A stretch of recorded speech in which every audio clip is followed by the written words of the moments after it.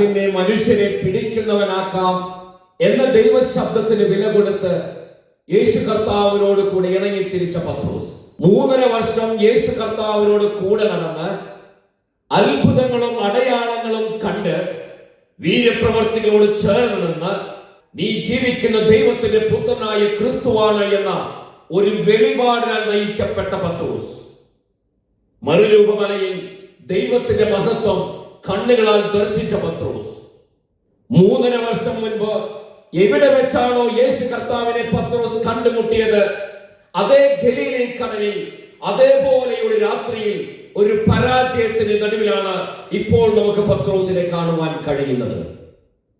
നീ എന്നെ തള്ളിപ്പറഞ്ഞവനാ, നീ എന്നെ ഉപേക്ഷിച്ച് കളഞ്ഞവനാ എന്ന് പറഞ്ഞ് യേശു കർത്താവ് പത്രോസിനെ വിട്ടുകളഞ്ഞില്ല.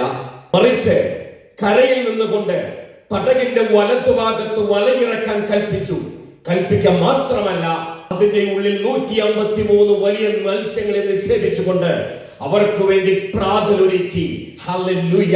അവർക്ക് വേണ്ടി തീക്കനലിൽ ചുട്ട അപ്പവും മത്സ്യവും ഒരുക്കി കാത്തിരിക്കുന്ന യേശു കർത്താവിനെ നമുക്ക് കാണുവാൻ കഴിയും.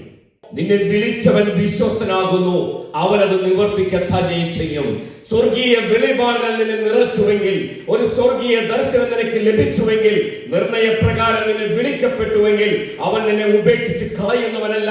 ഏതെല്ലാം പ്രതികൂലത്തിന്റെ സാഹചര്യത്തിൽ കൂടി കടന്നുപോയാലും ആ ദൈവത്തിന്റെ സ്നേഹത്തിന്റെ സ്പർശനം, ആ ദൈവത്തിന്റെ സാന്നിധ്യം അത് നിന്നോട് കൂടെ ഉണ്ടായിരിക്കും. ആകാശവും ഭൂമിയും ഒഴിഞ്ഞു പോകും, പക്ഷേ എന്റെ വചനങ്ങൾ ഒഴിഞ്ഞു പോകുകയില്ല.